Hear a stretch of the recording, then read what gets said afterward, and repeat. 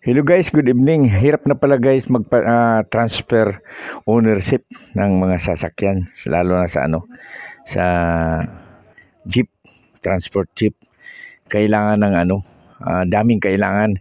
Ang utos ng ng LTFRB, kumuha daw ako ng COR sa BIR. Pagdating ko ng BIR, sabi ng BIR hindi daw kasi ang binibigyan lang nilang certificate yung mga lupa.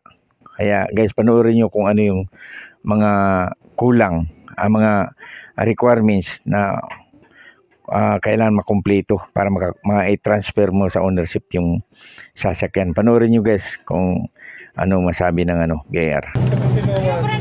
Sir, tingnan papel mo. Wala naman daw sa sasakyan eh. May mortgage ba to? Hindi, wala sir. Ililipat ko lang yung dating yung pangalan, hindi pa nakalipat sa akin. So ngayon, ililipat ko sa pangalan ko. Yan na lang ang kulang, yung COR daw. Patay na lang kita doon. Wala kasi lupa dito eh. Lupa lang ang nandito, walang sasakyan. Iwan ko sa LTFRB, yan ang nila eh. Parang... Bigyan na lang itang number, tapos tanong direkto ka na doon. Masagot eh. Pero walang utang yan, deed of sale lang. Wala. Deed of sale lang. Di, papalit lang ng pangalan.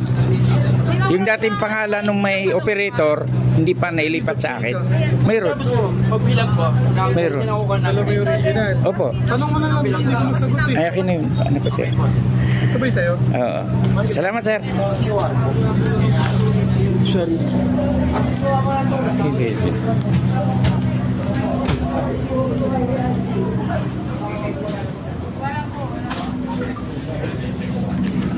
Sir, dito po yun. 11.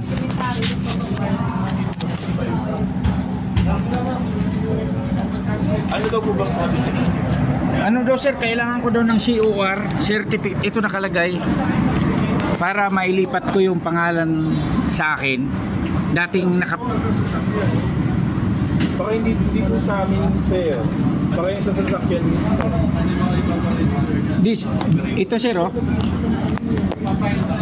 Ay, ano po bang gagawin nyo? Ano sasakyan to sir? Jeep sir, biyahe. Bala hindi magpaparehistro po kayo. Hindi pa po sir, ililipat lang yung pangalan. Hindi, kaya nga po, paparegister po kayo hindi po dito sa ONET. Kasi bahay lupa lang po sa amin. Saan yan sir? Punta kayo dun sa counter yung sa babae yan. May pila na yan. Sa kanya kayo makisuyo. So paparehistro po kayo sa BIR ng, kasi jeep kayo, jeep. Salamat po. Kristo ba? Asang last? Kayo po. Ha? Ang dami palang kailangan gas. Pag maglipat ka ng pangalan mo ng sasakyan jeep, sabi doon, 4 lang. Hindi man lang sinabi na mag-online pa ako sa DTI. Kaya babalik na naman ako. Malabo talaga itong LTFRB. Parang pinapahirapan kami mga jeepney.